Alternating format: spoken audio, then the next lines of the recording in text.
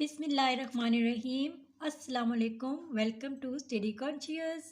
Students, I hope you all are fine. Students, आज हम लोग क्लास 9 के केमिस्ट्री का unit number 4 structure of molecules के एक्सरसाइज के शॉर्ट क्वेश्चंस करेंगे। तो स्टूडेंट्स, इसका क्वेश्चन नंबर 2 इसको हम कर चुके हैं, तो इसका लिंक जो है वो डिस्क्रिप्शन में है। आज हम लोग क्वेश्चन नंबर 3 करेंगे। क्वेश्चन नंबर 2 जो है वो हम कंप्लीट कर चुके हैं। क्वेश्चन नंबर 3 है, describe the importance of noble gas electronic configuration.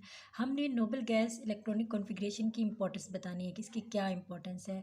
जैसे कि नोबल गैसेज जो होते हैं उन्होंने अपना ऑक्टेट और डुप्लेट कंप्लीट कर लिया होता है, क्योंकि तभी वो नोबल गैसेज होते हैं। ऑक्टेट भी उन्होंने कंप्लीट किया होता है और डुप्लेट हीलियम जो गैसेज होती है उन्होंने अपना डुप्लेट कंप्लीट किया होता है और वो नोबल गैसेज ही कहलाती हैं। तो students, Nobel gas electronic configuration तो कंप्लीट करते हैं, क्योंकि इनको मज़ीद इलेक्ट्रॉनिक कॉन्फ़िगरेशन करने की ज़रूरत नहीं होती, इनको मज़ीद रिएक्शन करने की ज़रूरत नहीं होती इलेक्ट्रॉनिक कॉन्फ़िगरेशन गेन करने के लिए नोबल गैसेस को। क्योंकि जो नोबल गैसेस होते हैं इन्होंने अपना ऑक्टेट कंप्लीट किया होता है और साथ ही हीलियम की तरफ जाएँ तो उन्होंने अपना डुप्लेट भी कंप्लीट किया होता है, तो फिर इन्हें क्यों इलेक्ट्रॉनिक कॉन्फ़िगरेशन करने की ज़रूरत पड़ेगी। लेकिन इसके साथ ही अगर कोई और जो एलिमेंट है वो इधर आकर नोबल गैसेस के साथ अपनी कॉन्फ़िगरेशन करेगा तो वो स्टेबल हो जाएगा, ठीक है। अगर वो अनस्टेबल है तो वो स्टेबल हो जाएगा, उसकी स्टेबिलिटी वापस आ जाएगी। तो यहाँ पे हम इसका आंसर देख लेते हैं। मैंने लिखा है वो जो मैंने सब कुछ आपको बताया मैंने यहाँ पे लिख दिया है। The basic of all chemical reactions is the tendency of elements to acquire stability. For main group elements, chemical bond formation results in a complete electronic configuration resembling a noble gas configuration. An element which does not have 2 or 8 electrons in its valence shell is unstable. So वो element जिसके पास 2 electrons या फिर 8 electrons नहीं हैं, इससे कम है, ठीक है, तो या इससे आगे पीछे कहीं पे भी हैं, तो उनकी वैलेंस शेल जो है वो अनस्टेबल है, ठीक है। तो वो यहाँ पे इसके साथ आके स्टेबिलिटी को गेन कर सकते हैं, ठीक है। It gains stability by losing, gaining और sharing electrons to complete noble gas electronic configuration. तो वो अपना डुप्लेट या ऑक्टेट कंप्लीट करने के लिए नोबल गैसेस के साथ आके कॉन्फ़िगरेशन कर सकते हैं। Now question number 4 is explain how elements attain stability. हमने एक्सप्लेन करना है कि एलिमेंट्स जो हैं वो किस तरह से स्टेबिलिटी को हासिल करते हैं। तो स्टूडेंट्स, एलिमेंट्स जो होते हैं वो अपनी स्टेबिलिटी को अटेन करते हैं, तो वो इसलिए अटेन करते हैं क्योंकि उनको अपना डुप्लेट या ऑक्टेट को कंप्लीट करना होता है।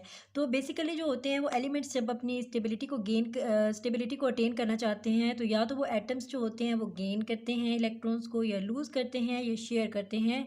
मकसद सिर्फ ये होता है अपना ऑक्टेट या फिर डुप्लेट कंप्लीट करने के लिए, और फिर वो स्टेबल हो जाते हैं। So the answer is here, elements attain stability by completing duplet or octet. Atoms gain, lose or share electrons to complete duplet or octet and become stable. Question number 5 is describe the ways in which bonds may be formed. आपने वो veg बताने हैं या तरीके बताने हैं जिनके ज़रिए बॉन्ड्स जो हैं वो फॉर्म होते हैं, यानी कि बॉन्ड्स जो हैं वो बनते हैं। तो अगर हम लोग बॉन्ड्स की बात करें तो हमारे पास 2 मेन बॉन्ड्स होते हैं, आयोनिक बॉन्ड और कोवैलेंट बॉन्ड। आयोनिक बॉन्ड जो होते हैं वो फॉर्म होते हैं 2 एटम्स, जब एक एटम जो है लूज करता है इलेक्ट्रॉन या एक एटम गेन कर लेता है इलेक्ट्रॉन, तो आयोनिक बॉन्ड बन जाते हैं। इसके अलावा आयोनिक बॉन्ड जो हैं वो इस तरह से बनते हैं कि जब वो ट्रांसफ़र करते हैं अपने इलेक्ट्रॉन्स को एक एटम से दूसरे एटम में, तो तब भी आयोनिक बॉन्ड बन जाते हैं। और आयोनिक बॉन्ड जो हैं वो मेटल्स और नॉन मेटल्स के दरमियान भी फॉर्म होते हैं। तो यहाँ पे मैंने लिखा हुआ है तो मैं आपको बताती हूँ। तो स्टूडेंट्स, इसका कंप्लीट आंसर ये है, there are 2 main ways ionic bond सबसे पहले है, ठीक है। Ionic bonds are form between 2 atoms when one atom loses electron to form cation and the other atom gains electron to form anion. मतलब loose और gain करता है electron ionic bond को बनाने के लिए। और इसके अलावा इसकी दूसरी डेफिनेशन पे अब चले जाएँ तो ionic bonds are form due to complete transfer electrons from one atom to another atom. जब कंप्लीट ट्रांसफ़र होता है इलेक्ट्रॉन्स का एक एटम से दूसरे एटम पे, तब भी ये बन जाते हैं, और मेटल्स और नॉन मेटल्स के दरमियान ये बनते हैं। इसकी एग्जांपल क्या है? इसकी एग्जांपल हम लेंगे सोडियम क्लोराइड से। सोडियम क्लोराइड जो नमक होता है आम, उसकी हम बात कर रहे हैं। तो सोडियम क्लोराइड में सोडियम जो होता है वो लूज़ करता है एक इलेक्ट्रॉन और उसके ऊपर पॉजिटिव चार्ज आ जाता है। इसके अलावा जो क्लोरीन होता है, क्लोरीन जो होता है उसके पास 7 इलेक्ट्रॉन्स होते हैं और वो गेन करता है इस इलेक्ट्रॉन को, तो उसके ऊपर जो है वो माइनस का चार्ज आ जाता है। जब पॉजिटिव और नेगेटिव चार्जेस दोनों आपस में अट्रैक्ट करते हैं तो इनके दरमियान आयोनिक बॉन्ड बन जाता है। सो नेक्स्ट हमारे पास दूसरा जो था वो कोवलेंट बॉन्ड था। और कोवलेंट बॉन्ड किस तरह बनता है? जब हम म्यूचुअल शेयरिंग करते हैं इलेक्ट्रॉन्स की दो एटम्स के दरमियान। तो स्टूडेंट्स यहाँ पे हम इसकी एग्जांपल लेंगे हाइड्रोजन क्लोरीन की, HCl की। तो हाइड्रोजन के पास एक इलेक्ट्रॉन होता है और क्लोरीन के पास 7 होते हैं। तो ये दोनों अपना एक एक जो है वो इलेक्ट्रॉन शेयर करते हैं। म्यूचुअल शेयरिंग जब करते हैं तो इनके दरमियान कोवलेंट बॉन्ड बन जाता है।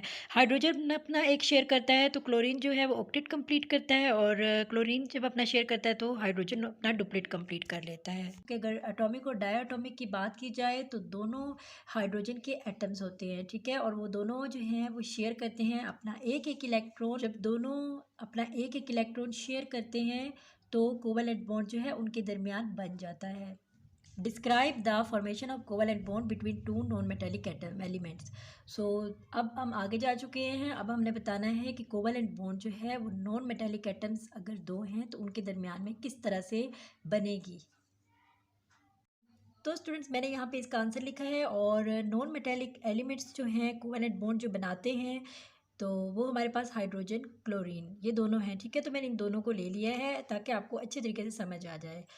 Consider the formation of covalent bond in hydrogen chloride molecule. A hydrogen atom has a single valence electron. Hydrogen के पास तो एक ही वैलेंस इलेक्ट्रॉन होता है और क्लोरीन के पास 7 वैलेंस इलेक्ट्रॉन होते हैं। Both atoms of non-metallic elements share one electron each to form covalent bond। अब तो स्टूडेंट्स हाइड्रोजन और क्लोरीन दोनों एलिमेंट्स क्या करते हैं, ये दोनों अपना एक एक इलेक्ट्रॉन शेयर कर देते हैं कोवलेंट बॉन्ड को फॉर्म करने के लिए। यहाँ पे मैंने इसका स्ट्रक्चर ड्रा किया। देखिए हमारे पास क्लोरीन है और ये हमारे पास हाइड्रोजन है। अब क्लोरीन के जो है वो मैंने यहाँ पे तो ओवरऑल ड्रा किया है, हर जगह पे जो है आपको इलेक्ट्रॉन्स शो किए हुए हैं। सॉरी स्टूडेंट्स यहाँ पे थोड़ी सी मिस्टेक हो गई। ये जो इलेक्ट्रॉन्स थे ये आपने यहाँ नहीं लगाने, ये यहाँ पे लगाने हैं आपने इसके साथ, ठीक है। सॉरी।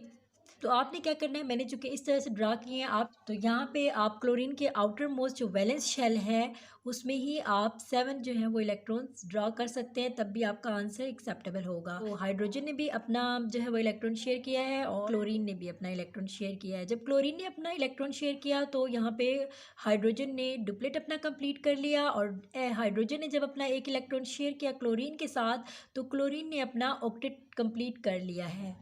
सो ये इसका आंसर था।